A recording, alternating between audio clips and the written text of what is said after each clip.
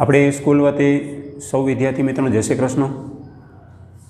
ધોરણ 12 વિષય એકાઉન્ટ, એમાં ભાગ 2, એમાં ચેપ્ટર નંબર 2 ડિબેન્ચરના હિસાબો, એમાં આજે લેક્ચર નંબર 3માં સૌ વિદ્યાર્થી મિત્રોનું ઓનલાઈન એજ્યુકેશન સિસ્ટમમાં હાર્દિક સ્વાગત છે। લાસ્ટ વિડીયો લેક્ચર નંબર 2 તમે જોયો હશે। જે વિદ્યાર્થી મિત્રોએ વિડીયો નંબર 2 જોયો હોય એને કદાચ એમ થઈ ગયું હશે મનમાં કે સાહેબ ઓહો 1 કલાક ને 21 મિનિટનો આ વિડીયો બનાવ્યો તમે, અમે થાકી જઈએ છીએ, આવડો વિડીયો તો કોઈ દી અમે જોયો નથી, મનમાં એમ થઈ ગયું હશે। 1 કલાક ને 21 મિનિટનો વિડીયો એટલા માટે મિત્રો બનાવ્યો કે મારે ટાઈમ ટુ ટાઈમ સિલેબસ પૂરો કરવાનો હોય, ટાઈમ ટુ ટાઈમ રિવિઝન કરવાનું હોય અને ટાઈમ ટુ ટાઈમ પાછા આને 100 માર્કના રાઉન્ડ લેવાના હોય। આપણી એક્ઝામ લેવાશે એ નિશ્ચિત છે, એટલે આને ધ્યાનમાં રાખીને મારે આ વર્ક કરવું પડે। હજી આપણે વાર્ષિક હિસાબનું ચેપ્ટર એક બાકી છે, ભાગીદારી પેઢીના વાર્ષિક હિસાબ, યાદી આપું ખાલી। હવે હું આજે આ લેક્ચર નંબર 3માં પહેલાં એ યાદી આપી દઉં કે ડિબેન્ચરના ચેપ્ટરની અંદર આપણે બહુ લિમિટેડ વર્ક કરવાનું છે। અઘરા દાખલા કાઢી નાખ્યા ને સહેલા દાખલા રાખ્યા છે ને ટોટલ ગયા વર્ષ સુધી અમે ડિબેન્ચરના ચેપ્ટરમાં 11 રીતના દાખલા કરતા હતા। ટોટલ 11 રીત છે ડિબેન્ચરની અંદર। 11 રીત આપણે ભણવાની નથી, અઘરા દાખલા બધાય નીકળી ગયા, એટલે રીત મોસ્ટ ઓફ નીકળી ગઈ છે, એટલે બહુ શોર્ટ આઉટ કરેલું કામ છે આ બધું આપણું। એટલે હવે પછી એટલા બધા દાખલા આપણે ભણવાના નથી, 11 રીત ભણવાની નથી। હજી આપણે પહેલી રીત જ ચાલુ છે, યાદ હોય તો ગઈકાલે છેલ્લા લેક્ચર નંબર 2માં તમે શું જોયું, શું વર્ક કર્યું, તો કે તમે ઉદાહરણના દાખલા કર્યા, યાદ હોય તો ઉદાહરણ પહેલું, બીજું ને ત્રીજું, જ્યારે ડિબેન્ચર ના નાના ટુકડે મંગાવવામાં આવે અને એની અંદર મૂળ કિંમતે બહાર પાડવામાં આવે, પ્રીમિયમે બહાર પાડવામાં આવે અને વટાવે બહાર પાડવામાં, એને રિલેટેડ તમે ઉદાહરણ કરી નાખ્યું હશે। હું આશા રાખું છું કે તમે બધાય ઉદાહરણ અને આધારે સ્વાધ્યાયના દાખલા નંબર 4, 5 ને 6 કીધા હતા, તો બધાય તમે હોમવર્ક કરીને બેઠા હશો એમ હું માનું છું। અને હવે હું આગળ વધું, જો એ તમે હોમવર્ક કરી નાખ્યું હશે, જો એ હોમવર્ક કરીને તમે બેઠા હશો તો આ દાખલો અત્યંત સહેલો લાગશે। ઉદાહરણ 4 કરાવું છું આજે, અને એની સામે તમારે હોમવર્કમાં સ્વાધ્યાયનો દાખલા નંબર 7 કરવાનો છે, કેમ કે તમે 4, 5, 6 દાખલા કરી નાખ્યા। દાખલા નંબર 4થી શરૂઆત થાય છે, દાખલા નંબર 4, 5 ને 6 પેજ નંબર 112 ઉપર।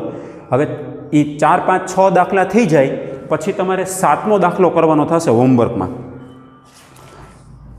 તો આજે હું તમને હોમવર્કમાં 7મો દાખલો આપવાનો છું, એ ઉદાહરણ 4ને આધારે છે। બીજું હું તમને ઉદાહરણ કરાવું છું, તમને એમ થાય સ્વાધ્યાયના દાખલા કરાવો ને ઉદાહરણ તો અમે જાતે કરી લેવું, એમ હું એટલા માટે કરાવું છું કે તમને પ્રેક્ટિસ થઈ જાય, તમારી જાતે દાખલા કરતા થઈ જાઓ, તમે કોન્ફિડન્સ તમારામાં આવી જાય, મેં જે વર્ક કર્યું છે એવું તમે વર્ક કરતા શીખો, એટલે શિક્ષકને તમે ફોલોઅપ થઈ જાઓ। એ હેતુથી તમારે સ્વાધ્યાયના દાખલા કરવાના છે। મેં તમને આની પહેલાંય કીધું હતું કે ડિબેન્ચરના ચેપ્ટરમાં મોસ્ટ ઓફ બાબત જે નહીં પૂછાય, બાબત જે વગર પૂછાતું આવે છે, દર વર્ષે આવું જ થાય છે આપણે। તો હવે મેં ઉદાહરણનો સિલસિલો ચાલુ રાખ્યો, ઉદાહરણ કરાવું છું। ઉદાહરણ પહેલું થઈ ગયું, બીજું થઈ ગયું અને ત્રીજું થઈ ગયું। હવે ચોથું ઉદાહરણ આવે છે આજે, પણ રીત નંબર કેટલામી? તમને એમ થાય સાહેબ રીત નંબર પહેલી જ છે, રીત નંબર 1 ટુકડે રકમ મંગાવી। હજી આપણે ટુકડે રકમ જ મંગાવી છે। આજે આપણે એક નવીન મુદ્દો જોવાનો છે, અગાઉથી મળેલ હપ્તાવાળો, એ દાખલાની રકમ વાંચશું એટલે ખબર પડી જશે। ઉદાહરણ 4 પેજ નંબર 74 ઉપર, કંપનીનું નામ છે પંજાબ લિમિટેડ, અને આજે રીત નંબર 1માં જ છીએ, હજી રીત બદલી નથી આપણી, અને જરૂરી ગણતરી મેં અહીં કરી છે, આ ભાગની આટલી ગણતરી અને આ ભાગની આટલી ગણતરી, અને પછી મેં અહીં આમનોંધ દોરેલી છે। આમનોંધ તમને અમને બધાને દોરતા આવડે જ છે, ઉપર લખ્યું છે પંજાબ લિમિટેડ કંપનીના ચોપડે આમનોંધ। તારીખ તો આપી નથી રકમમાં, જોશું આપણે હમણાં, તારીખ ન આપે એટલે તમે ક્રમ લખી શકો, વિગત, ખાપા, ઉધાર, જમા। હવે પેજ નંબર તમે 74 ઉપર આવી જાઓ, દરેક વિદ્યાર્થી પેજ નંબર 74 ઉપર રહેશે। ઉદાહરણ 4 કરાવું છું, ત્યાં લખી લેજો બાજુમાં પેન્સિલથી, દરેક વિદ્યાર્થી પેન્સિલ હાથમાં જ રાખશે અને બાજુમાં પેન્સિલથી લખી લ્યો, જુઓ સ્વાધ્યાય દાખલા નંબર 7 પેજ નંબર 112, અંકલેશ્વરની ડાયનેમિક લિમિટેડ કંપનીનું નામ છે, ત્યાં બાજુમાં લખી લ્યો। ઉદાહરણ 4ની બાજુમાં લખો દાખલા, જુઓ સ્વાધ્યાય દાખલા number 7 page number 112, dynamic limited નામ છે, કંપનીનું નામ ડાયનેમિક છે, અંકલેશ્વરની ડાયનેમિક એવું નામ આવે છે.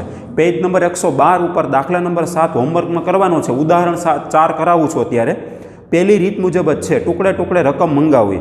પંજાબ ઉદાહરણ 4 પેજ નંબર 74. પંજાબ લિમિટેડે ₹100 એવા 11%ના, એ 11% શું છે? વ્યાજનો દર છે. વાર્ષિક વ્યાજ 11% ભરવાનું. ડિબેન્ચર એ મૂડી છે, પણ કેવી મૂડી છે? લાંબા ગાળાની અને ઉછીની મૂડી છે. એટલે ડિબેન્ચર ખાતે જ્યારે જમા કરશો ને ત્યારે 11% લખવાનું થશે. ડિબેન્ચરની મૂળ કિંમત કેટલી? તો કે ₹100. જો લખ્યું ₹100 અંડરલાઇન કરો, 11% એની નીચે અંડરલાઇન કરો. કેટલા ડિબેન્ચર બહાર પાડ્યા? 25,000, 25,000 ડિબેન્ચર બહાર પાડ્યા, જેના પર ડિબેન્ચર દીઠ નાણાં નીચે મુજબ ભરવાના હતા. એટલે ₹100ના નાણાં કેવી રીતે મંગાવ્યા? એક ડિબેન્ચર બહાર પાડે એટલે કંપનીને કેવી રીતે નાણાં મળે? તો કે અરજી વખતે 30, મંજૂરી વખતે 35 અને પ્રથમ અને આખરી હપ્તા વખતે 35. જો હવે લખાઈને આવ્યું પ્રથમ અને આખરી હપ્તા, એટલે 3 સ્ટેજમાં નાણાં મંગાવે છે: અરજી, મંજૂરી અને પ્રથમ અને આખરી હપ્તો. અરજીની 2 આમ નોંધ, મંજૂરીની 2 આમ નોંધ અને પ્રથમ આખરી હપ્તાની 2 આમ નોંધ. ટોટલ 6 આમ નોંધ થશે. હવે એનો સરવાળો કરો. 30 + 35 + 35, તો 35 ને 35 કેટલા થાય? 70. 70 ને 30 100, તો ₹100 થઈ ગયા. એનો અર્થ મતલબ એમ થાય કે ₹100નું ડિબેન્ચર ₹100માં બહાર પાડ્યો છે. સાવ સહેલો દાખલો કહેવાય. પણ સહેલો દાખલો, પણ રકમ તમે વાંચશો તો ખ્યાલ આવશે કે આમાં શું કરવાનું છે. તો જુઓ, બધા ડિબેન્ચર માટે અરજીઓ આવી હતી. એનો મતલબ શું થાય કે ડિબેન્ચર કેટલા બહાર પાડ્યા હતા? ડિબેન્ચરની સંખ્યા જુઓ, 25,000 ડિબેન્ચર ઇસ્યુ કર્યા હતા માર્કેટમાં. તો કેટલી અરજી આવી? 25 આને કહેવાય પૂર્ણ ભરણું ભરાયું કહેવાય. પૂર્ણ ભરણું ભરાયું એટલે એક પ્રશ્ન તમારે ન થાય દાખલામાં, કયો કે વધારાના ડિબેન્ચરના નાણાં પરત ન કરવા પડે. બધા જ ડિબેન્ચર માટે અરજીઓ આવી હતી. બધા જ ડિબેન્ચર માટે અરજી આવી, એનો અર્થ શું થાય? જેટલા ડિબેન્ચર બહાર પાડ્યા, 25,000 બહાર પાડ્યા, તો 25,000ની અરજી આવી હોય. વધારાના કોઈ ડિબેન્ચર પરત કરવાના આવશે નહીં. એ ફાયદો થશે તમને આ દાખલામાં. એટલે કે પૂર્ણ ભરણું ભરાયું કહેવાય, 100% ભરણું ભરાયું કહેવાય. 800 ડિબેન્ચર ધારણ કરનાર જોગિંદર, એક જોગિંદર નામનો ડિબેન્ચર હોલ્ડર છે, ડિબેન્ચર ધારક છે. એની પાસે 800 ડિબેન્ચર છે. મંજૂરી વખતે ડિબેન્ચરની રકમ મંજૂરી વખતે ડિબેન્ચરની બધી જ રકમ પૂરેપૂરી ચૂકવી દીધી હતી. હાઇલાઇટ કરો, મંજૂરી વખતે. હાઇલાઇટ કરો, મંજૂરી વખતે 800 ડિબેન્ચર ધારણ કરનાર જોગિંદરે મંજૂરી વખતે, હાઇલાઇટ કરજો, ડબલ લીટી કરજો, કાઉન્સ કરજો. જોગિંદર નામનો ડિબેન્ચર ધારક છે, એની પાસે 800 ડિબેન્ચર છે. એને મંજૂરી વખતે શું કર્યું? બધી જ રકમ એક સાથે ચૂકવી દીધી. એટલે એના પછી મંજૂરીને તો આપણે લેવાના જ હતા, પણ એના પછીના જે હપ્તા લેવાના હતા ને, પ્રથમ અને આખરી હપ્તો, એ આપણને મંજૂરી વખતે જ આપી દીધો એમ કહે છે. આના પછી કેવો હતો? મંજૂરી પછી કયો આવે? પ્રથમ અને આખરી હપ્તો આવે. એ પ્રથમ અને આખરી હપ્તાના ₹35 છે. જો એ ₹35 કયા વખતે આપી દીધા? મંજૂરી વખતે આપી દીધા. જ્યારે 200 ડિબેન્ચર ધારણ કરનાર હરજીતસિંહ એ 200 ડિબેન્ચર લઈને બેઠો છે. એની પાસે કેટલા છે? તો કે 200. એ મંજૂરી અને હપ્તાની રકમ ચૂકવી શક્યા નહીં. હરજીતસિંહ નામનો ડિબેન્ચર હોલ્ડર, એની પાસે 200 ડિબેન્ચર છે, એને મંજૂરીના ચૂકવા નહીં. મંજૂરીના જુઓ ₹35 રાખ્યા છે અને પ્રથમ અને આખરી હપ્તાને 35 છે. તો મંજૂરીના ન ચૂકવા ₹35 અને આખરી હપ્તાને ન ચૂકવા ₹35. તો ચૂકવા હોય ખાલી એને અરજી વખતના ચૂકવા હોય. બધા જ ડિબેન્ચર પર સમયસર મંજૂરી અને હપ્તાની રકમ મળી ગઈ. બધા જ ડિબેન્ચર ઉપર. એના સિવાય એક જોગિંદર અને એક હરજીત, એના સિવાય બાકીના બધા જ ડિબેન્ચર પર સમયસર મંજૂરી અને હપ્તાની રકમ મળી ગઈ હતી. ઉપરના વ્યવહારોની કંપનીના ચોપડામાં જરૂરી આમ નોંધ લખો. અંડરલાઇન કરો, જરૂરી આમ નોંધ લખો, એવું લખ્યું છે. તો જરૂરી આમ નોંધ લખો એટલે તમારી રીતે નક્કી કરવાનું હોય કેટલી આમ નોંધ લખવી. 1 લખવી, 2 લખવી કે 6 લખવી. નિયમ અનુસાર આપણે એવું શીખવાડ્યું છે કે દરેક સ્ટેજની શેર મૂડીને યાદ કરો. પહેલા ચેપ્ટરને યાદ કરો કે આપણે અરજી વખતની 2 આમ નોંધ લખતા હતા, મંજૂરી વખતની 2 આમ નોંધ અને આખરી હપ્તાની છે એની 2 આમ નોંધ. 6 આમ નોંધમાં દાખલો પૂરો થઈ જાય. એક આમ નોંધનો અડધો માર્ક આપવામાં આવશે. 3 માર્કનો દાખલો આવશે બોર્ડમાં અને 36મો નંબર આવશે. અત્યારથી કહી દઉં, 36મો નંબર અને અડધો માર્ક મળશે તમને, અને બાબત જે વગર પૂછાય. તો હવે આ દાખલાની અંદર 2 વસ્તુ છુપાયેલી છે. એક મળવા બાકી હપ્તા છે અને એક પ્લસ અગાઉથી મળેલ, બંને ભેગું કર્યું છે. હવે અગાઉથી મળેલ હપ્તાવાળા દાખલા છે ને આપણે શેર મૂડીમાં આવે છે, પણ શેર મૂડીના ટોપિકની અંદર પહેલા ચેપ્ટરની વાત કરું, એમાંથી અગાઉથી મળેલ હપ્તાવાળા મુદ્દો કાઢી નાખ્યો છે. કોવિડની પરિસ્થિતિને ધ્યાનમાં રાખીને અને અગાઉથી મળેલ હપ્તાવાળા દાખલા એને કરાવ્યા નથી. એટલે મીન્સ કે એ મુદ્દો જ કાઢી નાખ્યો. થિયરી નથી ભણવાની, સૈદ્ધાંતિક જ્ઞાને ન આપ્યો અને દાખલાય નથી. તો હવે અહીં અગાઉથી મળેલ હપ્તાવાળા દાખલા છે, પ્લસ મળવા બાકી હપ્તાવાળા દાખલા કર્યા આપણે ક્યાં?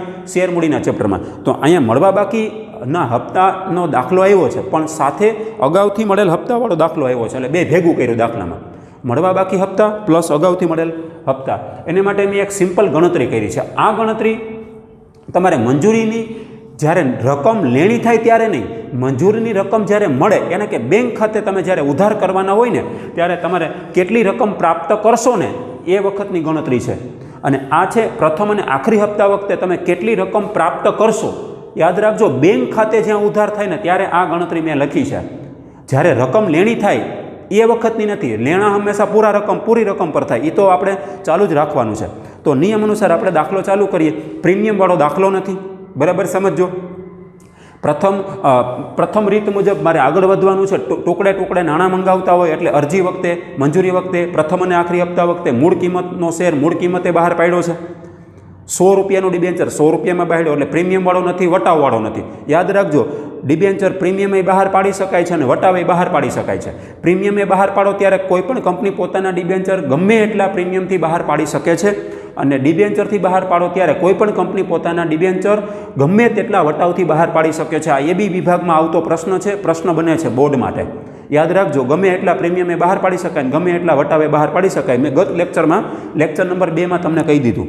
આજે રકમ વાંચી લીધી તો આપણે શરૂઆત કરીએ છીએ. નિયમ અનુસાર જેમ શરૂઆત કરતા તેમ શરૂઆત કરવાની. પહેલી બીજી આમનું તો સાવ સહેલી છે, જેમ આપણે ભૂતકાળમાં રૂટીનમાં કરતા હતા, ઇક્વિટી શેર મૂડીમાં કરતા હતા એ જ રીતે કરવાની. તો મેં તમારી સામે દોરેલ જ છે.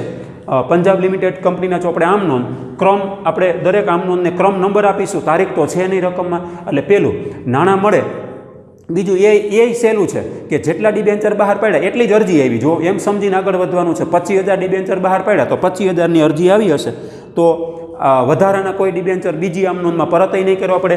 નાણાં મળે એટલે બેંક ખાતે ઉધાર કરશું. પૈસા આવે તો બેંક દ્વારા પૈસા મળે એટલે બેંક ખાતે ઉધાર કરશું. બેંક ખાતે ઉધાર ઇન્ટુ બ્રેકેટ આપણે લખી નાખીએ. તે જેની રકમ મળે એનું ખાતું જમા કરો. કેની રકમ મળી? તો કે ડિબેન્ચરની, તે અરજીની, તે ડિબેન્ચર અરજી ખાતે જમા. તો ઇન્ટુ બ્રેકેટ આપણે શું લખશું હવે?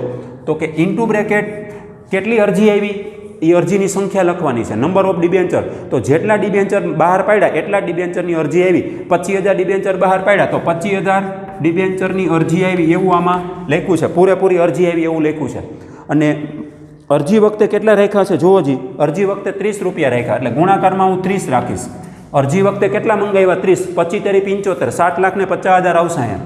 તો અહીં લખવાનું 7,50,000. તો પૈસા મળે એટલે બેંક ખાતે ઉધાર કરશું આપણે. બેંક દ્વારા પૈસા મળે એટલે બેંક ખાતે ઉધાર થયા.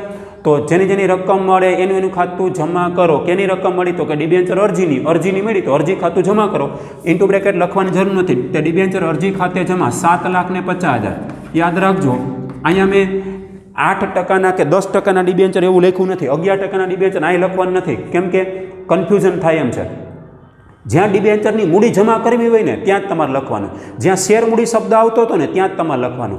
શેર મૂડીના ચેપ્ટરને આપણે યાદ કરી લઈએ ફરી એક વખત. બેંક ખાતે ઉધાર, તે ઇક્વિટી શેર અરજી ખાતે જમા. જેની રકમ મળે એનું ખાતું જમા કરો. તે ઇક્વિટી શેર અરજી ખાતે જમા. ઇક્વિટી શેરની જગ્યાએ ડિબેન્ચર લખી નાખવાનું, કેમ કે ડિબેન્ચર એ મૂડી જ છે, ઇક્વિટી શેર એ મૂડી જ છે. પણ ઇક્વિટી શેર એ માલિકીની મૂડી છે, ડિબેન્ચર એ ઉછીની મૂડી છે. તો નીચે અંડરલાઇન કરી નાખવાની બાબત. જેમાં શું લખવાનું? અરજીની રકમ મળી તેના. શેની રકમ મળી? અરજીની રકમ મળી તેના. બેંક ખાતે ઉધાર થયા એટલે અરજીની રકમ મળી. બીજી આમનો તો જે ખાતું તમે જમા કર્યું ઉધાર કરી નાખો, અને ડિબેન્ચરની રકમ ડિબેન્ચર ખાતે, ડિબેન્ચર મૂડી ખાતે જમા કરો.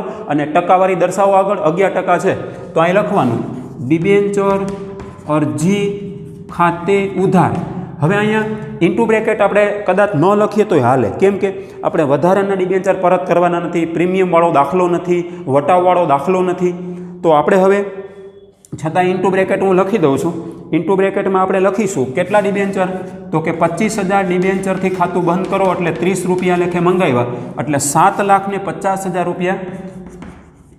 ડિબેન્ચર અરજી ખાતું અહીંયા જમા છે, બરાબર જોજો, અહીં ઉધાર થઈ ગયું. ડિબેન્ચર અરજી ખાતે ઉધાર, તે કયું ખાતું જમા થાય બોલો બધાય? તો કે હવે ડિબેન્ચર નહીં, મૂડી જમા થશે કે ડિબેન્ચર એ મૂડી છે, તો મૂડી વધારવી હોય તો મૂડી ખાતે જમા કરો, ડિબેન્ચર ખાતે જમા કરો.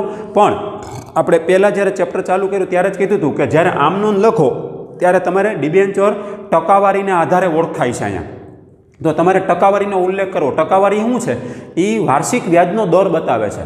તો તમારે વાર્ષિક, આપણે વ્યાજ તો આખા ચેપ્ટરમાં ક્યાંય ગણવાનું જ નથી, પણ તમારે કેટલા ટકાવાળા ડિબેન્ચર છે ને એ કહેવાનું. જો એમાં 11% લેખા વાંચો, એમાં 11%ના 25,000 ડિબેન્ચર, એટલે 11% દર્શાવવા પડશે.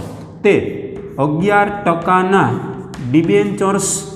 ડિબેન્ચર ખાતે જમા. આ તમે આમનો શું લખતા હતા શેર મૂડીમાં? ઇક્વિટી શેર અરજી ખાતે ઉધાર, તે ઇક્વિટી શેર મૂડી ખાતે જમા. યાદ કરો. તો અહીંયા ઇક્વિટી શેરની બદલે ડિબેન્ચર અરજી ખાતે ઉધાર, ડિબેન્ચર થઈ ગયું. તે ઇક્વિટી શેર મૂડી ખાતે જમા, શેર મૂડીમાં વધારો થતા વ્યવહારો શેર મૂડી ખાતે જમા કરતા હતા, એવી રીતે ડિબેન્ચરમાં વધારો કરો. ડિબેન્ચર એ મૂડી છે, તો ડિબેન્ચર મૂડી ખાતે જમા નથી લખાતું, એ ખરાબ લાગે, એટલે તમારે આગળ ટકાવારી લખી નાખવાની. ડિબેન્ચર એ મૂડી જ છે, તો હવે મૂડીમાં વધારો થયો એટલે ડિબેન્ચર ખાતે જમા કરવા પડે, પણ આગળ વ્યાજનો દર દર્શાવવો ફરજિયાત છે આખા ચેપ્ટરની અંદર. તો રકમમાં આપ્યો જોઈએ કેટલા ટકાવાળા ડિબેન્ચર છે, તે 11%ના ડિબેન્ચર ખાતે જમા. કેટલા? તો કે 7,50,000. કેમ? તો કે આ પ્રીમિયમવાળો દાખલો નથી, વધારાના કોઈ ડિબેન્ચરની અરજી આવી નથી, એટલે પરત કરવાનો પ્રશ્ન નથી.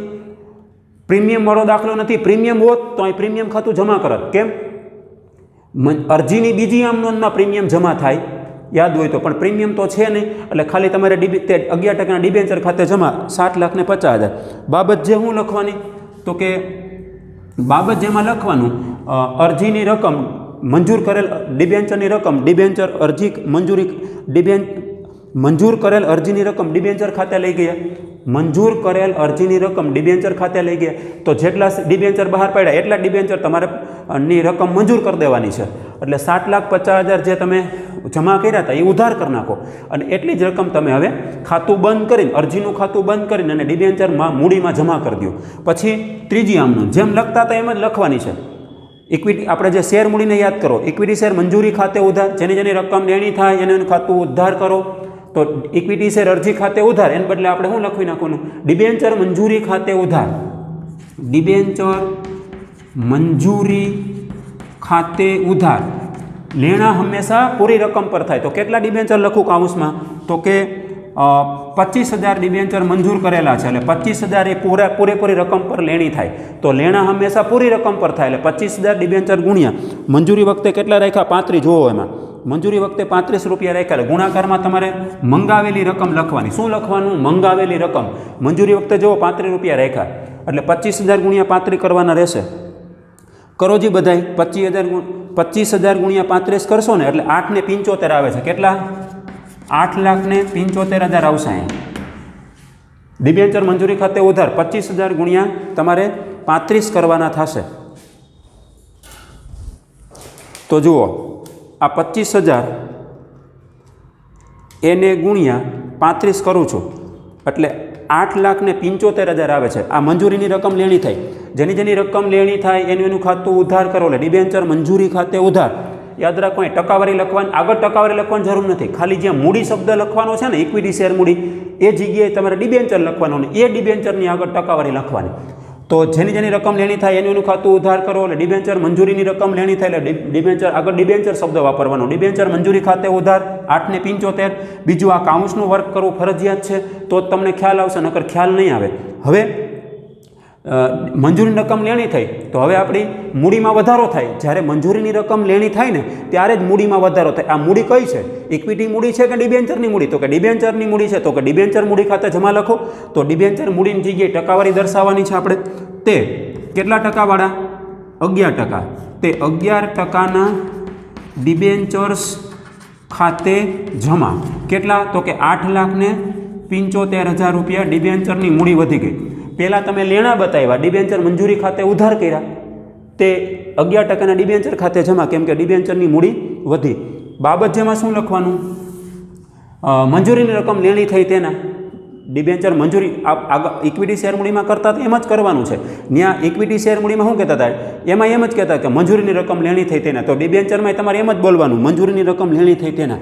હવે જે ચોથી આમનોંધ આવશે ને એ બહુ ઇમ્પોર્ટન્ટ ગણાશે તમારા માટે, અત્યંત ઇમ્પોર્ટન્ટ છે. એક ચોથી અને એક છઠ્ઠી આમ નોંધ. જ્યાં બેંક શબ્દ આવે ને, જ્યાં બેંક, યાદ રાખો, જ્યાં બેંક શબ્દ આવે ને ત્યાં તમારા ગણતરી થોડીક સિમ્પલ કરવી પડશે, તો જ તમે આમ નોંધમાં ફાવટ આવશે. નકર આમ નોંધમાં જોઈ એવી ફાવટ નહીં આવે કે કયું ખાતું ઉધાર કેટલી રકમથી કરવું અને કેટલી રકમથી જમા કરવું. એના માટે આ એક સિમ્પલ મેં ગણતરી બતાવી છે. એ ગણતરી તમે જોશો ને એટલે તમને ખ્યાલ આવશે. અહીં સુધીની ગણતરી છે આ. અને આ જે ગણતરી છે ને પ્રથમ અને આખરી હપ્તાની, આ મંજૂરીની રકમ લેણી થઈ ગઈ તો કે હા. કેટલી લેણી થઈ તો કે 8,75,000 લેણી થઈ ચૂકી છે. હવે આપણે બરાબર વિચારવાનું છે. આ દાખલો મળવા બાકી હપ્તા પ્લસ અગાઉથી મળેલ હપ્તાવાળો દાખલો ભેગો કર્યું છે. આમાં મળવા બાકી હપ્તા પ્લસ અગાઉથી મળેલ હપ્તા એ બંનેને ભેગું કર્યું છે. હવે એક શેર હોલ્ડરના એક છે જોગિંદર અને એક છે હરજીત. જોગિંદર નામનો ડિબેન્ચર હોલ્ડર છે, એની પાસે કેટલા ડિબેન્ચર છે તો કે 800 ડિબેન્ચર. અને એક હરજીત છે, એની પાસે 200 ડિબેન્ચર છે. બેએ શું કર્યું, બેયનો રોલ શું છે તો બરાબર સમજજો. અગાઉથી મળેલ હપ્તા તમારા માટે નવું છે. એ શેરમૂડીના ચેપ્ટરમાં અગાઉથી મળેલ હપ્તા મેં ભણાવ્યા નથી, કેમ કે એ પરિસ્થિતિ પ્રમાણે નીકળી ગયું છે આ વર્ષ પૂરતું 2020-21માં. હવે બરાબર સમજી લઈએ. મેં ગણતરી બતાવી છે. તો મળવા બાકી હપ્તા તો તમે શેરમૂડીમાં ભણી જ ગયા છો, તો આપણે જોઈ લઈએ મળવા બાકી હપ્તાનું શું હોય તો કે બાદ કરવાના હોય. મળવા બાકી હપ્તા મીન્સ કે એ લેવાના હોય, એ લેણું થતું હોય. લો ફોર લેણું, લો ફોર લેવાના, લો ફોર લેવાના, લો ફોર લેણું, અને લેણાની બાકી હંમેશા ઉધાર જ હોય. તો આપણે એ જોઈશું. અહીં બેંક ખાતે ઉધાર આવે છે. યાદ રાખજો, બેંક ખાતે જ્યાં ઉધાર આવે ને એ ત્યારે આ ગણતરીની જરૂર પડશે, બાકી ગણતરીની જરૂર નહીં પડે. મંજૂરીની રકમ લેણી થાય ત્યારે ગણતરીની જરૂર નહીં પડે. પ્રથમ અને આખરી હપ્તાની રકમ લેણી થાય ત્યારે ગણતરીની જરૂર નહીં પડે. યાદ રાખો, પ્રથમ અને મંજૂરીની રકમ લેણી થાય ત્યારે ગણતરીની જરૂરત જ નથી. આ ગણતરીની જરૂર નથી. પ્રથમ અને આખરી હપ્તાની રકમ લેણી થાય ત્યારે ગણતરીની જરૂર નથી. તો ગણતરીની જરૂર ક્યારે પડે? જ્યારે રકમ પ્રાપ્ત કરવાની આવે.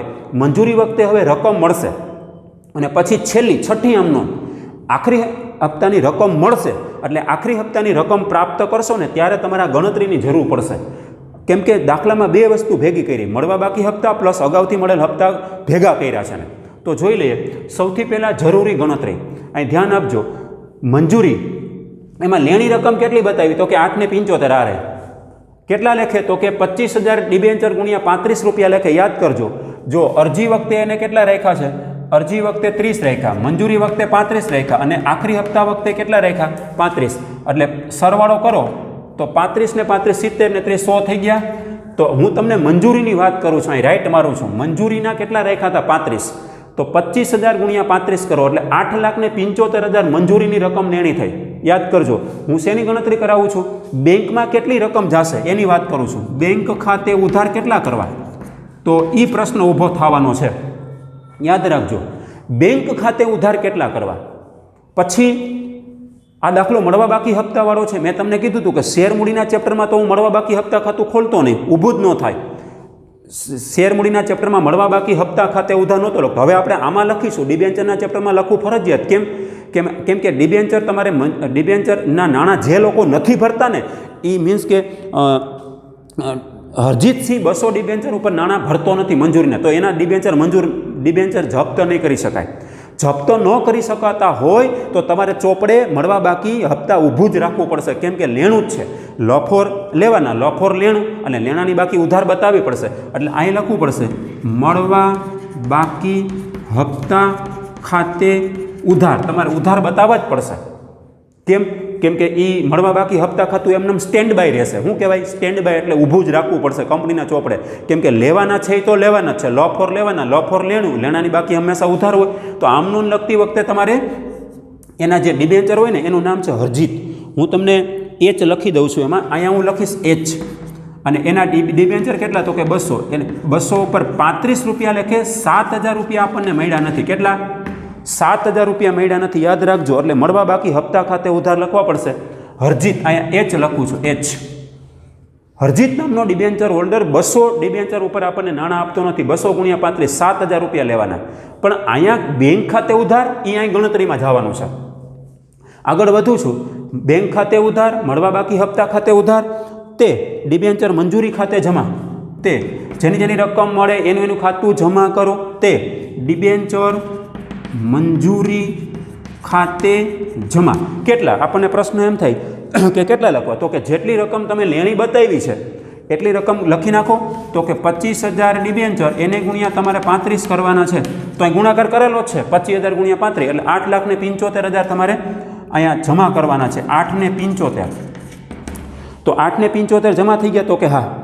હવે આગળ વધીએ એટલે એક ડિબેન્ચર હોલ્ડર એવો છે જોગિંદર, એની પાસે 800 ડિબેન્ચર છે. યાદ રાખજો, 800 ડિબેન્ચરના નાણાં 800 ડિબેન્ચર ધારણ કરનાર જોગિંદરે મંજૂરી વખતે શું કર્યું? ડિબેન્ચરની બધી જ રકમ પૂરેપૂરી ચૂકવી દીધી. એટલે કે આ મંજૂરીનો સ્ટેજ છે. અહીંયા ધ્યાન આપજો, મંજૂરીમાં 35 લેવાના હતા, તો 35 તો એને ભરવાના જ હોય ને. પણ આ એના પછીના ક્યાં 35 છે? તો કે પ્રથમ અને આખરી હપ્તાના કયા સ્ટેજે ચૂકવી દીધા? તો કે મંજૂરી વખતે ચૂકવી દીધા. આ પ્રથમ અને આખરી હપ્તો છે 35 રૂપિયા, એને શું કર્યું? મંજૂરી વખતે ચૂકવી દીધા. 35 તો આપણે લેવાના જ હતા, મંજૂરી વખતે 35 રૂપિયા લેવાના હતા, પણ આ 35 રૂપિયાને અગાઉથી આપણને ચૂકવી દીધા કહેવાય. ક્યાં સ્ટેજ હાલે છે આપણો મંજૂરીનો? તો એને અગાઉથી મળેલ હપ્તા કહેવાય. નામાની ભાષામાં અગાઉથી મળેલ હપ્તા એટલે કંપની ઉપર દેવું થાય. દ4 દેવું, દ4 દેવાના, દેવાની બાકી હંમેશા જમા જ હોય. તો દેવું બનતું હોય તો તમારે કંપનીના ચોપડે દેવાનું ખાતું ઊભું કરવું પડશે, અને દેવાની બાકી હંમેશા જમા જ હોય. તો અહીં લખવાનું અગાઉથી મળેલ તે અગાઉથી મળેલ હપ્તા ખાતે જમા. કાઉન્સમાં કોણ છે અગાઉથી મળેલ હપ્તાવાળો? તો કે જોગિંદર. એટલે હું જોગિંદરનો જે લખી દઈશ અહીંયા. એની પાસે ડિબેન્ચર કેટલા છે? તો કે 35. એને ગુણાકારમાં કેટલા લખું?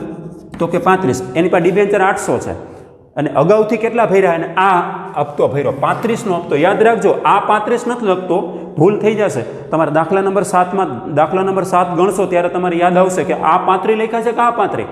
એની આગળનો સ્ટેજ લખ્યો છે, એની આગળનો, એટલે અરજી મંજૂરીનો નહીં, પ્રથમ અને આખરી હપ્તાનો લખવાનો છે આ. તો આ છે જોગિંદરનો જે, એટલે 800 ગુણ્યા 35 કરવાના થશે તમારે. તો જોઈ લઈએ, 800 એને ગુણ્યા 35 કરો એટલે 28,000 રૂપિયા જમા કરવા પડશે. અહીંયા 28,000 રૂપિયા આપણને અગાઉથી મળ્યા. દેવું થાય છે એટલે દ4 દેવાના, દ4 દેવું, દેવાની બાકી હંમેશા જમા હોય. એક દેવું બન્યું, એક લેણું બન્યું. બરાબર યાદ રાખજો, બેંકની આમ નોંધમાં જ થશે. હજી યાદ રાખજો, જ્યાં બેંક શબ્દ આવે ને ત્યાં તમારે આ વર્ક કરવું પડશે. જો હરજીતના આપણે લેવાના છે 7,000 રૂપિયા. કેમ? 200 ડિબેન્ચર ગુણ્યા 35 કરો એટલે 7,000 મળવા બાકી હપ્તા થયા. પણ એની સામે એક જોગિંદર નામનો ડિબેન્ચર હોલ્ડર છે, એની પાસે 800 ડિબેન્ચર છે, એને 35 રૂપિયા લેખે અગાઉથી ભરી દીધા. કયો સ્ટેજમાં? મંજૂરીના સ્ટેજમાં. પ્રથમ અને આખરી હપ્તાના અત્યારથી આપણને આપી દે છે, એડવાન્સમાં આપણને આપી દે. અગાઉથી મળેલ આપે તો કંપની માટે દેવું કહેવાય. આ દેવું છે, આ લેણું છે.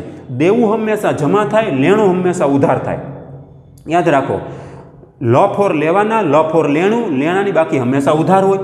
દ4 દેવું, દ4 દેવાના, દેવાની બાકી હંમેશા જમા હોય. પણ કેટલું? 28,000. કેવી રીતે? 800 ગુણ્યા 35, અહીંયા 200 ગુણ્યા 35. પણ આ 35 રૂપિયા મંજૂરીના છે, યાદ રાખજો, અને આ 35 રૂપિયા એ પ્રથમ અને આખરી હપ્તાના. અને આ આખરી હપ્તાનું ખાતું આપણે અગાઉથી મળેલ હપ્તા ખાતું અહીંયા જે જમા કર્યું છે એ ખાતું આવનારા દિવસોમાં બંધ થઈ જાય. કેમ? તમે પ્રથમ અને આખરી હપ્તાની રકમ જ્યારે મંગાવો ત્યારે બંધ થઈ જશે. તો હવે મારો પ્રશ્ન એ છે કે અહીંયા આવે કેટલા? આ ક્વેશ્ચન માર્કની જગ્યાએ એના માટે મેં ગણતરી કરી છે. તો જોજો, હિસાબ બતાવું છું. મંજૂરીની લેણી રકમ કેટલી? 8,75. આ રહે. આમનોનમાં જોતા જાઓ, 8,75 છે. કે એટલા માટે કે બરાબર યાદ રાખજો, તમારે દાખલા નંબર 7 ગણવાનો છે સ્વાધ્યાયમાંથી. અંકલેશ્વરવાળો દાખલો છે, પેજ નંબર 112 ઉપર. તો ત્યાંય તમારે ગણતરી કરવી પડશે. મંજૂરીની લેણી રકમ કેટલી? તો કે 8,75. એમાંથી મળવા બાકી હપ્તા બાદ કરો. કોના? આ એચ લખ્યું છે કાઉન્સમાં. એચ એટલે હરજીત. એની પાસે 200 ડિબેન્ચર છે, 35 રૂપિયા લેખે નાણાં નથી ભર્યા, એટલે માઇનસ કરી નાખો. 8,68 આવ્યા. 8,75માંથી 7,000 બાદ કરો, 8,68,000 આવ્યા. તો હવે ડિબેન્ચર, કેટલા ડિબેન્ચર ઉપર નાણાં મળ્યા હોય? તો કે 24,800. 25,000માંથી 200 બાદ કરો એટલે 24,800 ગુણ્યા 35 એટલે 8,68,000 નાણાં મળ્યા. એ અહીંયા નહીં આવે, 8,68નો આંકડો નહીં આવે. કેમ? હજી એક ડિબેન્ચર હોલ્ડર એવો નીકળો કે જોગિંદર, એને આપણને 28,000 એડવાન્સમાં આપ્યા. એટલે જો મેં અહીં ઉમેરો લખ્યું છે, વાંચો અહીંયા ઉમેરો. અગાઉથી મળેલ હપ્તા જે એટલે જોગિંદર, એની પાસે કેટલા ડિબેન્ચર છે? 800 ગુણ્યા કેટલા કરવાના? 35. મેં અહીં લખ્યું છે હપ્તાના. હો, આ 35 મંજૂરીના નથી, હપ્તાના છે. યાદ રાખો, આ 35 રૂપિયા હપ્તાના લખ્યા. આની પછીનો સ્ટેજ જો રકમમાં, આની પછીમાં 35 રાખ્યા, છેલ્લે 35 રાખ્યા. છેલ્લે 800 ગુણ્યા 35 એટલે 28,000 પ્લસ કરો. 868 વત્તા 28 એટલે 8,96,000 રકમ પ્રાપ્ત થઈ. ક્યારે? મંજૂરી વખતે. એટલે રકમ પ્રાપ્ત થઈ એટલે બેંક ખાતે ઉધાર, પૈસા મળે એટલે બેંક ખાતે ઉધાર થાય. તો અહીંયા લખ્યું બેંક બરાબર 8,96. આ ગણતરી જો ફાવી જાય તો હવેની ગણતરી પછી પાછી તમારે કરવી પડશે છઠ્ઠી આમ નોંધમાં. તો તમારે જ્યારે રકમ લેવાની થાય, બેંક દ્વારા પૈસા મળે એટલે બેંક ખાતે ઉધાર કરો. કેટલી રકમ? તો કે 8,96,000 તમારે અહીં ઉધાર કરવાના. કેટલા? 8,96,000. હવે હિસાબ કરો, થઈ ગયો કે નહીં? તો આ બેયનો સરવાળો કરશો તમે એટલો જ આ બેયનો સરવાળો બે એક જ થઈ જશે. 8,96 વત્તા 7,000 પછી 8,75 પ્લસ 28,000 બેયનો સરવાળો કરશો ને એટલે જેટલી આમ નોંધનો નિયમ છે, જેટલી રકમ ઉધાર કરો એટલી જ રકમ જમા થતી જાય છે. કેમ કે આમ નોંધનો બંને ખાનાના રકમનો સરવાળો સમાન હોય છે. તો હવે જુઓ 8,96 બેંકમાં કેવી રીતે ગયા? આ રાઈટ મારું છું, એની ગણતરી મેં અહીં કરી છે. ફરી વખત સમજાવું છું. મંજૂરીની રકમ લેણી થાય, કેમ કે એ પાછું અહીં કામ લાગશે તમને. અને આ ખાતું તમારે બંધ કરી દેવું પડશે, કેમ કે અહીં જે જમા થયું ને દેવાનું ખાતું એ પછીના છઠ્ઠા સ્ટેજમાં તમારે બંધ થાય. મંજૂરી વખતે લેણી કેટલી? તો કે 25,000 ગુણ્યા 35 એટલે 8,75 આર્યા. અહીં 8,75 ઉધાર, અહીં 8,75 જમાય થઈ ગયા. જુઓ થઈ ગયું, મંજૂરીનું ખાતું બંધ. હવે એક હરજીત નામનો ડિબેન્ચર હોલ્ડર છે, એની પાસે 200 ડિબેન્ચર છે. એની 35 રૂપિયા લેખે ભર્યા નથી મંજૂરીના. આ મંજૂરીની રકમ ભરી નથી. 200 ગુણ્યા 35 એટલે 7,000 માઇનસ કરી નાખો એટલે 8,68,000. 24,800 ગુણ્યા 35 કરો એટલે 8,68 આવી ગયા. અથવા 8,75 માંથી 7,000 બાદ કરો, 8,68 આવ્યા. એ મળવા બાકી હપ્તા કહેવાય. મળવા બાકી હપ્તા બાદ કરો, કેમ કે આપણે રૂપિયા રકમ પ્રાપ્ત કેટલી થઈને એ ગણતરી કરવી છે, પ્લસ અગાઉથી મળેલ હપ્તા. તો આ તમારા માટે નવું છે. આ જે રાઇટ કરું છું ને એ તમારા માટે નવું છે. શેરમૂડીના ચેપ્ટરમાં મુદ્દો નીકળી ગયો છે, દાખલો આપણે કોઈ કર્યો નથી. તો અગાઉથી મળેલ હપ્તાવાળો કોણ છે? તો કે જોગિંદર. જોગિંદર પાસે કેટલા ડિબેન્ચર? તો કે 800. એને 35 રૂપિયા લેખે અગાઉથી ભર્યા. તો છેલ્લા હપ્તાના 35 રૂપિયા રાખ્યા કંપનીએ. છેલ્લા હપ્તાના 35 લઈ લો, ગુણાકારમાં 35 મૂકું, 800 સાથે 35 એટલે 28,000 રૂપિયા અગાઉથી મળેલા. તો અગાઉથી જેટલા રૂપિયા આવી જાય એ પ્લસ થાય. તો 8,68નો હિસાબ હતો, એમાં 28,000 નાખો એટલે 8,96,000 રકમ પ્રાપ્ત થાય. એ બેંક ખાતે ઉધાર 8,96. આપણને એમ થાય આ બેંક 8,96 આવી ગયા કેવી રીતે? તો 7,000 બાદ કરો જે મળવા બાકી હપ્તા કહેવાય, અને 28,000 પ્લસ કરો જે અગાઉથી મળેલ હપ્તા કહેવાય. અગાઉથી મળેલ હપ્તા ખાતું જમા થશે કેમ કે દેવું છે, અને મળવા બાકી હપ્તા ખાતું ઉધાર થશે કેમ કે લેણું છે. એટલે આ 7,000 મેં ઉધાર કર્યા છે અને 28,000 જમા કર્યા. જોવો જી, આ 7,000 ઉધાર થઈ ગયા અને 28,000 જમા થઈ ગયા. 7,000 એ લેણું છે, લેણાની બાકી હંમેશા ઉધાર હોય એટલે ઉધાર થઈ ગયા. અને 28,000 એ દેવું છે, દેવાની બાકી હંમેશા જમા હોય. આ 7,000 એ લેણું છે એટલે લેણાની બાકી ઉધાર હોય, તો મળવા બાકી હપ્તા ખાતે ઉધાર કરવા પડે. અને આ દેવું છે, 28,000 દેવું, એડવાન્સમાં પૈસા મળી ગયા, હજી તો આપણે મંગાવ્યા નથી. તો અગાઉથી મળી જાય તો એને દેવું કહેવાય. તો એને અગાઉથી મળેલ હપ્તા ખાતું જમા કરવું પડશે, અને એ છઠ્ઠી આમનોંધમાં બંધ થઈ જશે. તો હવે તમારે આમનોંધ કમ્પ્લીટ થઈ ગઈ છે. આ આમનોંધ આવડી જાય એટલે છઠ્ઠી આમનોંધ આવડી જશે. પાંચમી આમનોંધ તો તમે ત્રીજી આમનોંધ કરો ને એવી જ પાંચમી છે. તો મંજૂરીની રકમ લેણી થઈ એવી રીતે પ્રથમ અને આખરી હપ્તાની રકમ લેણી થાય. લેણા હંમેશા પૂરી રકમ પર થાય. તો આટલું યાદ રાખો. લ ફોર લેવાના, લ ફોર લેણું, લેણાની બાકી હંમેશા ઉધાર હોય. દ ફોર દેવું, દ ફોર દેવાના, દેવાની બાકી હંમેશા જમા હોય. હવે બાબત જેમાં શું લખવાનું? તો કે મંજૂરીની રકમ મળી તથા અગાઉથી મળેલ હપ્તા ખાતું ઊભું કર્યું. મંજૂરીની રકમ મળી તથા અગાઉથી મળેલ હપ્તા ખાતું ઊભું કર્યું. હવે આપણે કેટલામી આમનોંધ પૂગી ગયા? તો કે હવે આપણે પાંચમી આમનોંધ પૂગ્યા. પાંચમી આમનોંધ કઈ હોય? તો કે અરજીની પહેલી બીજી અરજીની, ત્રીજી ચોથી મંજૂરીની, પાંચમી છઠ્ઠી પ્રથમ અને આખરી હપ્તાની. હવે પ્રથમ અને આખરી હપ્તામાં એન્ટર થઈ ગયા? તો કે હા. તો પ્રથમ અને આખરી હપ્તાની પહેલાં રકમ લેણી થાય અને પછી રકમ મળે. તો જેની જેની રકમ લેણી થાય એનું ખાતું ઉધાર કરો. તો કેની રકમ લેણી થશે? તો કે ડિબેન્ચર. આગળ ડિબેન્ચર શબ્દ રાખવાનો, કેમ કે આ ડિબેન્ચરનું ચેપ્ટર છે. ઇક્વિટીનું ચેપ્ટર હોય તો ઇક્વિટી શબ્દ રાખવાનો. તો તમારે લખવાનું ડિબેન્ચર પ્રથમ અને આખરી હપ્તા ખાતે ઉધાર. ડિબેન્ચર પ્રથમ અને આખરી હપ્તા ખાતે ઉધાર. કાઉન્સમાં કેટલા લખશું આપણે? તો કે જેટલા ડિબેન્ચર બહાર પડ્યા એટલી અરજી આવી હતી. તો કે કેટલા ડિબેન્ચર બહાર પડ્યા હતા? તો કે 25,000. તો 25,000 પછી મંજૂર થઈ ગયા? તો કે હા. ગુણાકારમાં કેટલા લખવાના? તો કે 35 રૂપિયા. ગુણાકારમાં 35 લખીશ. કેમ? કંપનીએ જુઓ પ્રથમ અને આખરી હપ્તા વખતે 35 રૂપિયા મંગાવ્યા. છેલ્લે વાંચો, છેલ્લે રકમમાં વાંચો પ્રથમ અને આખરી હપ્તા વખતે 35 એટલે ગુણાકારમાં 35 લખવાના. ડિબેન્ચર પ્રથમ અને આખરી હપ્તા ખાતે ઉધાર 35 તો 25,000 ગુણ્યા 35 અહીં કરેલા જ છે 8,75 તો તમારે અહીં લખી નાખવાના 8,75,000 8,75,000 ડિબેન્ચર પ્રથમ અને આખરી હપ્તા ખાતે ઉધાર જેની જેની રકમ લેણી થાય એનું ખાતું ઉધાર કરો તે હવે ડિબેન્ચરની મૂડીમાં વધારો થાય ડિબેન્ચરની મૂડીમાં વધારો થાય તો ડિબેન્ચર મૂડી ખાતે જમા લખો મૂડીમાં વધારો થતા વ્યવહારો મૂડી ખાતે જમા લખાય પણ જ્યાં જ્યાં ડિબેન્ચર શબ્દ આવે એની પહેલાં શેર મૂડીમાં જ્યાં જ્યાં શેર મૂડી શબ્દ આવે ત્યાં ત્યાં ડિબેન્ચર શબ્દ લખો પણ ડિબેન્ચરની આગળ શું લખવાનું ટકાવારી લખવાની ટકાવારી આપી છે 11% તે જો મેં લેણા હંમેશા પૂરી રકમ પર થાય 25,000 ઉપર બતાવ્યા છે યાદ રાખજો 25,000 ડિબેન્ચર આખા દાખલામાં તમારે 25,000 જ લેવાના છે આ ડિબેન્ચર 25,000 જ ગુણાકારમાં આવે જુઓ કેમ કે વધારાના ડિબેન્ચર મંજૂર કરવાના પરત કરવાનો પ્રશ્ન નથી તે ડિબેન્ચર જેની જેની રકમ લેણી થાય એનું ખાતું ઉધાર કરો તે હવે ડિબેન્ચરની મૂડી વધશે તે 11%ના ડિબેન્ચર ખાતે જમા કાઉન્સમાં લખવાની જરૂર નથી 8,75 આ લેણા થયા બાબત છે પ્રથમ અને આખરી હપ્તાની રકમ લેણી થઈ તેના હવે તમને રકમ મળશે તો રકમ મળે તો નંબર 6ની આમનોંધ બનાવવી પડશે તો જેવી ચોથી આમનોંધ બનાવી એવી છઠ્ઠી આમનોંધ થાય પણ એમાં શું હોય આ છેલ્લો તબક્કો છે એટલે તમારે જે અગાઉ રૂપિયા મળી ગયા હોય ને એ તમારે હવે બાદ કરવા પડે અગાઉથી આપણને કેટલા પૈસા મળ્યા હતા 28,000 લેણા તો તમે પૂરી રકમ ઉપર બતાવો છો પણ અગાઉથી રૂપિયા મળી ગયા એનું શું હવે તો હવે જુઓ એની ગણતરી અહીંયા મેં કરી આ ગણતરી કરી છે અહીં ધ્યાન આપજો પ્રથમ અને આખરી હપ્તા વખતે રકમ લેણી કેટલી થઈ તો કે 25,000 ડિબેન્ચર ગુણ્યા 35 એટલે 8,75 થઈ ગયા ડિબેન્ચર પ્રથમ અને આખરી હપ્તા ખાતે ઉધાર આ લેણી રકમ થઈ 8,75 હવે જોજો અહીંયા એમાંથી બાદ મળવા બાકી હપ્તા જે વ્યક્તિ જે ડિબેન્ચર હરજીત નામનો ડિબેન્ચર હોલ્ડર એ 200 ડિબેન્ચર લઈને બેઠો છે તો એની પાસે એની મંજૂરીના નાણાં ન ભર્યા હોય તો પ્રથમ અને આખરી હપ્તાના ક્યાંથી ભરતો હતો એ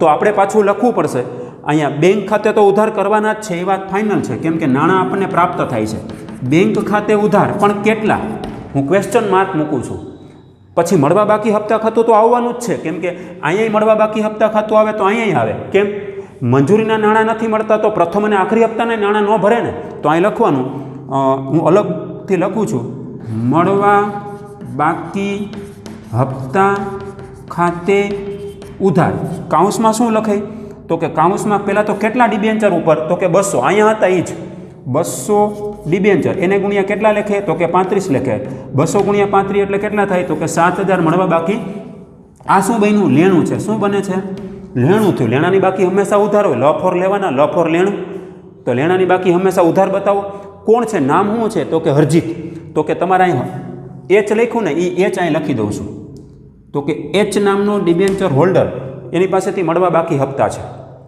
તો બેંક ખાતે ઉધાર કેટલા અહીં જો કાઉન્સમાં ગણતરી ન કરી કેમ અહીંયા ગણતરી કરી ને એ જ ગણતરી ત્યાં લાગુ પડે એટલે એવડી મોટી ગણતરી ત્યાં ન થઈ શકે અહીંયા ગણતરી ન થાય એટલે તમારે સાઈડમાં ગણતરી કરવી પડશે તો જુઓ ફરી વખત સમજાવું પ્રથમ અને આખરી હપ્તા વખતે લેણી રકમ 25,000 ગુણ્યા 35 એટલે 8,75 પછી બાદ મળવા બાકી હપ્તા હરજીતના 200 ડિબેન્ચર ગુણ્યા 35 લેખે 7,000 માઇનસ કરી નાખો તો 7,000 માઇનસ કરશો 8,75માંથી તો વધશે કેટલા 8,68 એટલે હવે હિસાબ કરો 25,000માંથી 200 ડિબેન્ચર બાદ કરો એટલે 24,800 ડિબેન્ચર વધ્યા એની ઉપર 35 રૂપિયા લેખે મંગાવો એટલે 8,68 આવે તમને એમ થાય અહીંયા 8,68 લખી નાખું નહીં હજી ઓલા અગાઉથી જે મળી ગયા છે ને 28,000 રૂપિયા એ ખાતું બંધ કરવું છે આપણે એ ખાતું જુઓ અહીં તમારે 3 ખાતા ઉધાર કરવા પડશે અગાઉથી મળેલ હપ્તા ખાતું અહીં જમા છે ને એ હવે ઉધાર થઈ જશે તો જુઓ બાદ કર્યા તમે આટલી રકમ તમને 8,68 નહીં મળે બેંકમાં 8,68 નહીં જાય હજી એમાંથી તમારે 28,000 રૂપિયા બાદ કરવાના છે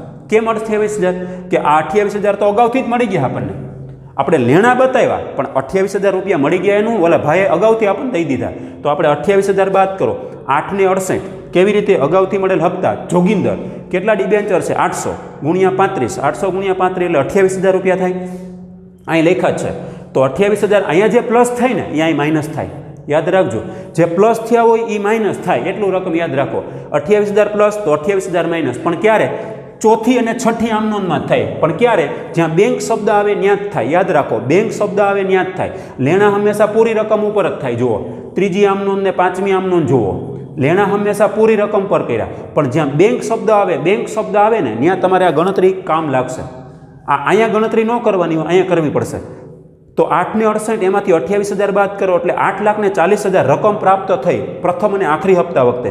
તો 24,800માંથી 800 ડિબેન્ચર બાદ કરો 35 રૂપિયા એટલે 24,800માંથી 800 બાદ કરો 24,000. તો 24,000 ગુણ્યા 35 કરશો એટલે 8,40,000 બેંક લખ્યું છે અહીંયા બેંક લખ્યું, અહીંયા બેંક લખ્યું. તો બેંકમાં જશે 8,40,000. તો હજી તમારે ખાતું ઉધાર કરવું પડશે અગાઉથી મળેલ હપ્તા ખાતે. તો અહીં લખું છું અગાઉથી મળેલ હપ્તા ખાતે ઉધાર કેટલા? તો કે 800 ડિબેન્ચર એને ગુણ્યા 35 રૂપિયા લખ્યા એટલે આવડા અહીંથી લઈ લેવાના. અહીં જમા જે કર્યું છે 800 ગુણ્યા 35 કોણ છે? તો કે જોગિંદર. એટલે જોગિંદરનો જે લખું છું અહીંયા હરજીતનો એચ લખ્યો એટલે 800 ગુણ્યા 35 કરશો એટલે 28,000 તમારે અહીં ઉધાર કરવા પડશે. શું કરવું પડશે? કેમ ઉધાર કરવા પડ્યા? તો કે 28,000 અહીં જમા છે તો એ 28,000 અહીં ઉધાર થઈ ગયા. જુઓ થઈ ગયું. અગાઉથી મળેલ હપ્તા ખાતું બંધ થઈ ગયું. અહીં દેવું હતું. હવે એ વ્યક્તિ આપણને પૈસા તો એડવાન્સમાં દઈ દીધા આપણને. તો હવે બધાય પાસેથી રૂપિયા મંગાવ્યા તો હવે આપણું લેણું પૂરું થઈ દેવું પૂરું થઈ જાય. કેમ કે હવે આપણી ઉપર દેવું રહેતું નથી કેમ કે એને દેવાના જ હતા પણ એને આપણને એડવાન્સમાં એક સ્ટેજ દઈ દીધા હતા. તો હવે આપણું દેવું રહેતું નથી. અત્યાર સુધી દેવું હતું હવે આપણી ઉપર હવે તો કાયદેસર આપણા લેણા જ થાય છે. હવે તો કાયદેસર લેવાના જ છે. તો કાયદેસર લેવાના હોય તો હવે તો આપણું દેવું સમાપ્ત કરી નાખો. તો જે જમા કર્યું હોય ને ખાતું એ તમારે ઉધાર કરવું પડે. દેવાનું ખાતું જમા છે તો અહીં દેવાનું ખાતું ઉધાર કરો. જે જમા હોય એ પોતે ઉધાર થઈ જાય એટલે ખાતું બંધ થઈ ગયું. જુઓ થઈ ગયું. હવે કયું ખાતું જમા કરશો? તો કે જેની રકમ મળે તેનું ખાતું જમા કરો. કેની રકમ મળી? પ્રથમ અને આખરી હપ્તાની. તો આગળ શબ્દ રાખવાનો ડિબેન્ચર પ્રથમ અને આખરી હપ્તા ખાતે જમા. કેટલા રકમ લખું? તો કે જેટલી રકમ તમે ઉધાર કેટલી કરી હતી 8,75. તો 8,75 તમારે અહીં જમા લખી નાખવાના. થઈ ગયું. તો હવે અહીંયા કેટલી રકમ આવે? તો કે 8,40 આવશે. બરાબર હિસાબ કરી લઈએ આપણે. ફરી વખત અહીં 8,40 લખી દઉં છું. તો 8,40 કેવી રીતે આવ્યા આ જગ્યા ઉપર? તો 3 આંકડા ઉધાર થાય અને એક જ આંકડો જમા થાય. તો આપણે એનો હિસાબ કરીએ તો ખબર પડશે. 8,40 પ્લસ 7,000 પ્લસ 28,000 કરો કેલ્સીમાં એટલે 8,75 જમા થઈ જાય. એટલે જેટલી રકમ અહીંયા ઉધાર છે ને 8,75 એટલી જ રકમ અહીંયા જમા થઈ ગઈ. એટલે ડિબેન્ચર પ્રથમ અને આખરી હપ્તા ખાતું બંધ થઈ ગયું. ડિબેન્ચર મંજૂરીનું ખાતું બંધ થઈ ગયું. 8,75 થી ઉધાર 8,75 જમા. પછી પ્રથમ અને આખરી હપ્તા 8,75 ઉધાર 8,75 જમા થઈ ગયા. તો હિસાબ કરી લઈએ આપણે. ફરી વખત સમજાવું છું અગેન. આ ગણતરી જે છે એવી જ ગણતરી આ છે પણ માઇનર ફેરફાર છે. જ્યાં બેંક શબ્દ આવ્યો ત્યાં જ ગણતરીની જરૂર પડી. ફરી વખત પ્રથમ અને આખરી હપ્તાના લેણા બતાવો. 25,000 ગુણ્યા 35 એટલે 8,75 આવી ગયા. ગુણાકારમાં લખ્યા છે 25,000 ગુણ્યા 35 એટલે 8,75. તે ડિબેન્ચરની મૂડી વધે એટલે તે ડિબેન્ચર ખાતે જમા. ડિબેન્ચર એ મૂડી છે એટલે મૂડી ખાતે જમા કરો. મૂડીમાં વધારો કરતા વ્યવહારો મૂડી ખાતે જમા થાય પણ આગળ પર્સન્ટેજ લખવા ફરજિયાત. તે 11% ડિબેન્ચર ખાતે જમા. હવે લેણી થઈ 8,75 એમાંથી મળવા બાકી હપ્તા બાદ કરો કેમ કે મળવા બાકી હપ્તાવાળો દાખલો છે. તો કેટલા કોણ છે? તો કે હરજીત. મળવા બાકી હપ્તા એની પાસે કેટલા ડિબેન્ચર? 200 ગુણ્યા કેટલા કરવાના? 35. તો 35 કરો એટલે 7,000 રૂપિયા નીકળી ગયા. એટલે ખાતું પડશે તમારું મળવા બાકી હપ્તા ખાતે ઉધાર. કેમ કે લફોર લેવાના લફોર લેણું એટલે લેણાની બાકી હંમેશા ઉધાર બતાવવી પડશે. ખાતું ઊભું કરો મળવા બાકી હપ્તા ખાતે ઉધાર 200 ગુણ્યા 35 7,000. પછી એ 7,000 બાદ કરો એટલે 8,68 આવી ગયા. હવે એમાંથી અગાઉથી જે હપ્તો મળી ગયો હતો ને આવડો 28,000 જે પ્લસ કર્યો હતો એ હવે અહીં માઇનસ કરી નાખો. તો બાદ અગાઉથી મળેલ હપ્તા જોગિંદરના 800 ડિબેન્ચર ગુણ્યા 35 એટલે 28,000 રૂપિયા. અહીંયા જે જમા છે અગાઉથી મળેલ હપ્તા ખાતું જમા છે એ ઉધાર કરી નાખો. અગાઉથી મળેલ હપ્તા ખાતું ઉધાર કરી નાખો એટલે ખાતું બંધ થઈ ગયું. 28,000 જમા 28,000 ઉધાર. તો હવે અગાઉથી મળેલ હપ્તા ખાતું બંધ. કેમ? તો આપણે માગતા હતા તો હવે દેવું સમાપ્ત થાય છે. કેમ? હવે તો આપણે કાયદેસર લેવાના છે. અત્યાર સુધી નહોતા લેવાના હવે લેવાના થાય છે. તો લેવાના થાય તો એ તો અગાઉથી પૈસા મળી ગયા છે ક્યાર નહીં. તો હવે આપણે એની પાસેથી લેવાના જ હોય તો હવે અગાઉથી મળેલ હપ્તા ખાતું બંધ કરી નાખવું પડે. કેમ? એ દેવું સમાપ્ત થઈ જતું હોય છે. તે જેની રકમ મળે એનું ખાતું જમા કરો. તો કોની રકમ મળી? પ્રથમ અને આખરી. તે પ્રથમ અને આખરી હપ્તા ખાતે જમા. હવે 8,40નો હિસાબ તમને કરાવી દો ફરી વખત. આ ત્રણેયનો સરવાળો 8,75 થાય કે નહીં?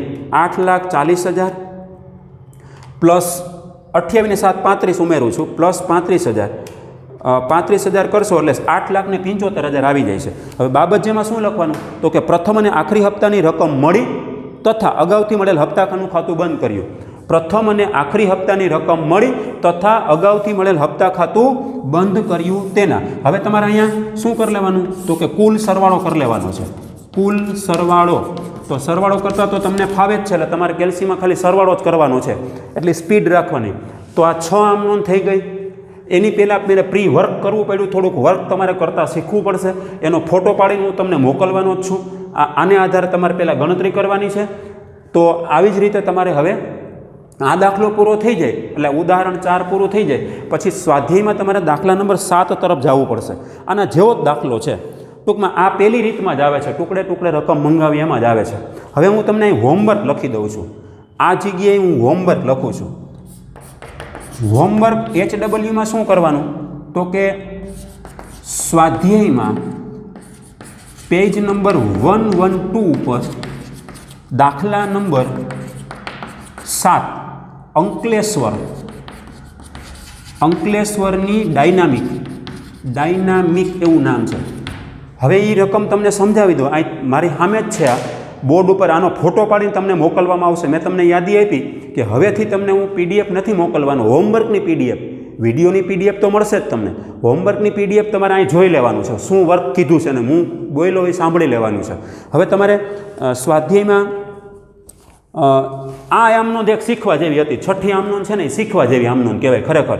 અગાઉથી મળેલ હપ્તા ખાતું જમા હોય ઉધાર થઈ જાય, મળવા બાકી હપ્તા ખાતું તો એમનેમ ચાલુ જ રહે.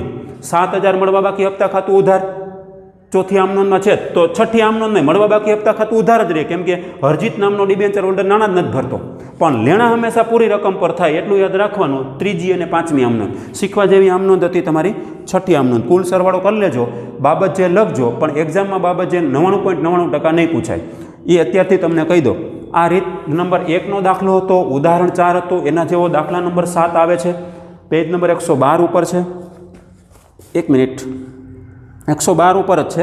7મા નંબરનો દાખલો અંકલેશ્વરની ડાયનેમિક લિમિટેડ એવું નામ છે. તો દરેક વિદ્યાર્થી 112માં પેજ ઉપર આવશે. હું તમને રકમ વાંચું છું, સમજાવું છું, તમે તમારી રીતે દાખલો કરજો. આવડે છે કે નહીં ખબર પડે આપણને, પણ મેં અહીંયા જે વર્ક કર્યું ને આને ફોલોઅપ થાજો તમે. તો જુઓ, રકમ વાંચું છું. અંકલેશ્વરની ડાયનેમિક લિમિટેડ, ખાલી રકમ વાંચીને સમજાવી દો, તમે તમારી રીતે દાખલો કરજો એટલે આ લેક્ચર આપણો 3જો પૂરો થાય. અંકલેશ્વરની ડાયનેમિક લિમિટેડે 100નો એક એવા 12% 30,000 ડિબેન્ચર બહાર પાડ્યા. અંડરલાઇન કરો, 100 રૂપિયા અંડરલાઇન કરો. ટકાવારી જુઓ કેટલી આપી, 12%. તમારે 12% લખવાના, 11ની જગ્યાએ 12% લખવાના. 30,000 ડિબેન્ચર બહાર પડ્યા. અરજી વખતે 35, મંજૂરી વખતે 40, પ્રથમ અને આખરી હપ્તા વખતે 25. સરવાળો કરો, 35 ને 40 કેટલા થાય? 75. 75 ને 25 છેલ્લા લઈ લ્યો એટલે 100 રૂપિયા થઈ ગયા. એટલે 100 રૂપિયાનું ડિબેન્ચર 100 રૂપિયામાં બહાર પાડ્યો એવું થઈ ગયું. એટલે ઉદાહરણ 4માં જેમ હિસાબ હાલતો હતો એવી રીતે હિસાબ, પણ ત્રણેય આંકડા અલગ અલગ છે. જુઓ, 35, 40 અને 25. 35, 40 અને 25. 35 રૂપિયા અરજીમાં, 40 રૂપિયા મંજૂરીમાં અને 25 રૂપિયા પ્રથમ અને આખરી હપ્તાનું. જ્યારે અહીંયા શું હતું? 30, 35, 35નો રેશિયો આવ્યો. 30, 35, 35 એટલે એનો સરવાળો કરો એટલે 100 થઈ જાય ઉદાહરણ 4માં. તો દાખલા નંબર 7માં 35, 40 અને 25. યાદ રાખજો, છેલ્લા બે આંકડા ફરે છે. અહીંયા છેલ્લા બે આંકડા સરખા છે. જુઓ, અરજીના મંજૂરીના 35, પ્રથમ અને આખરી હપ્તા વખતે 35. જ્યારે દાખલા નંબર 7માં દરેક વિદ્યાર્થી પેન્સિલ ભેગી રાખશે, પેજ નંબર 112 ઉપર રહેશે. 35, 40 અને 25 છેલ્લા બે આંકડા જુઓ અલગ પડે છે, 40 અને 25. ત્યાં કન્ફ્યુઝન થશે. બધા જ ડિબેન્ચર્સ માટે અરજીઓ આવી હતી. 1000 ડિબેન્ચર ધારણ કરનાર પલકે મંજૂરી વખતે ડિબેન્ચરની બધી જ રકમ પૂરેપૂરી ચૂકવી દીધી હતી. તો આ દાખલામાં શું હતું? જોગિંદરે 800 ડિબેન્ચર ઉપર બધી જ રકમ ચૂકવી દીધી હતી. અહીંયા પલક નામની વ્યક્તિ છે. જ્યારે 400 ડિબેન્ચર ધારણ કરનાર આકાશ, અહીંયા આપણે નામ આવે છે હરજીત, અહીંયા 200 ડિબેન્ચર છે. આકાશ એની પાસે 400 ડિબેન્ચર છે, એને મંજૂરી અને હપ્તાની રકમ ચૂકવી શક્યો નહીં. બાકીના બધા ડિબેન્ચર પર સમયસર મંજૂરી અને હપ્તાની રકમ મળી ગઈ હતી. બપોરના વ્યવહારોની કંપનીના ચોપડે જરૂરી આમનોંધ લખો, અંડરલાઇન કરો. જરૂરી આમનોંધ એટલે કેટલી આમનોંધ લખશો? 6.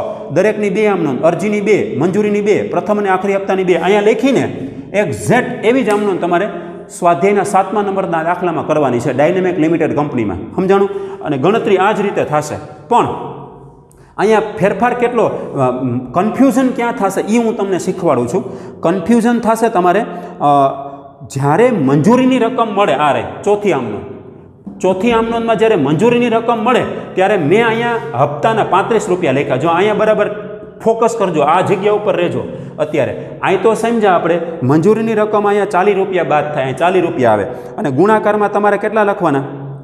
400 ડિબેન્ચર. આકાશના 400 ડિબેન્ચર અહીં લખવાના 400 ગુણ્યા કેટલા કરવાના? 40, એટલે 16,000 રૂપિયા આવશે.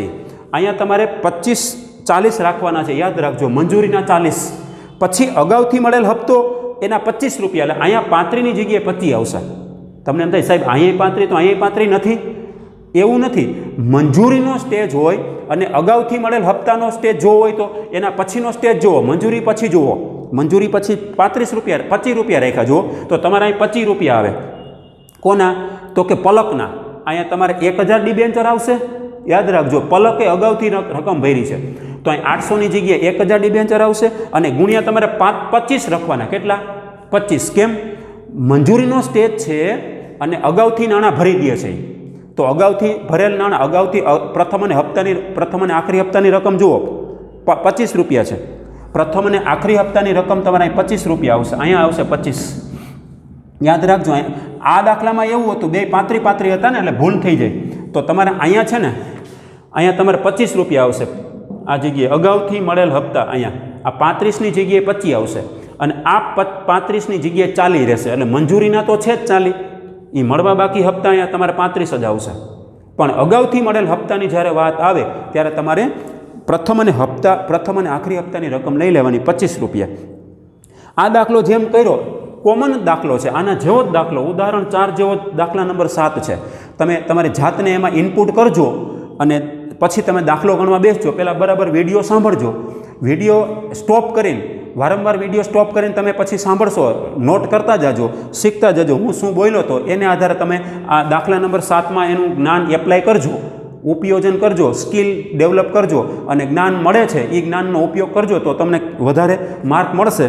3 માર્કનો દાખલો હોય, બાબત જે વગર ગણીએ એટલે અડધો માર્ક ગણાય. 3 માર્કનો દાખલો છે બોર્ડનો.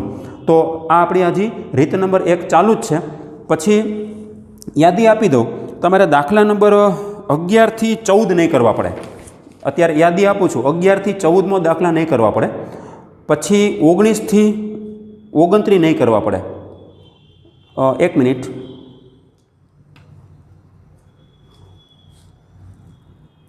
જુઓ ક્યાંથી નહીં કરવા પડે. આપણે અત્યારે 7મો દાખલો કોઈ ગયા, 7મો પછી 8મો કરવાનો, 9મો કરવાનો, 10મો કરવાનો, પછી 11 થી માંડીને દાખલા નંબર 11 થી 14 નથી કરવાના. 11 થી 14 એટલે એ વચ્ચેના 4 દાખલા નીકળી ગયા. પછી પાછા તમારે 19 થી 29 નહીં કરવાના, છેલ્લા 11 દાખલા નીકળી ગયા. 19 થી 29 યાદ રાખજો. એટલે વચ્ચેના કેટલા કરવા પડશે તમારે? 15 થી 18 કરવાના. કેટલા? 15 થી 18 દાખલા કરવા પડશે. 15, 16, 17 ને 18. સત્યમ શિવમ સુંદરમવાળો દાખલો કરવો પડશે. દાખલા નંબર 16, 17, 18.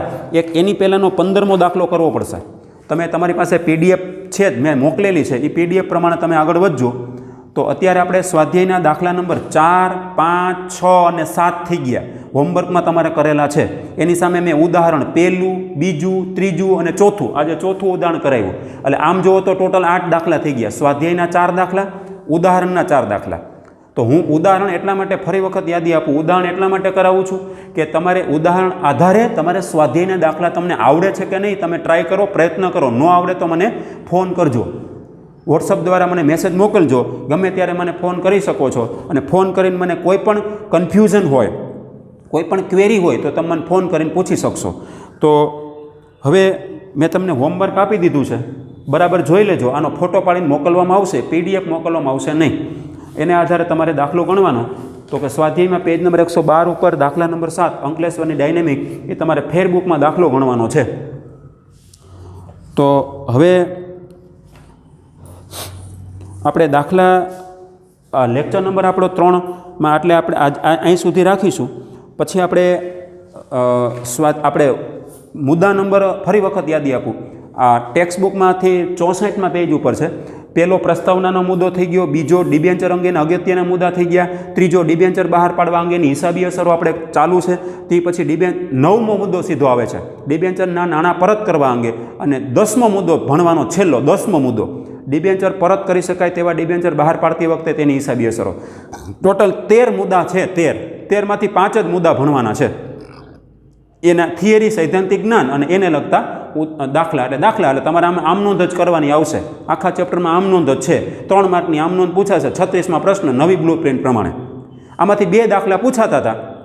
ડિબેન્ચરમાંથી 2 દાખલા પૂછાતા હતા 3-3 માર્કવાળા. એમાં તો એક તો 3 માર્કની થિયરી ફરજિયાત પૂછાતી હતી. પણ આ વર્ષ પૂરતું તમારે ફરજિયાત થિયરી નહીં આવે, દાખલો મૂકવાનો થશે. 3 માર્કનો ડિબેન્ચરનો દાખલો આવશે. તો હવે પછી આપણે લેક્ચર નંબર 4માં આગળ વધશું. આજે આપણો લેક્ચર નંબર 3 અહીંયા પૂર્ણ થાય છે.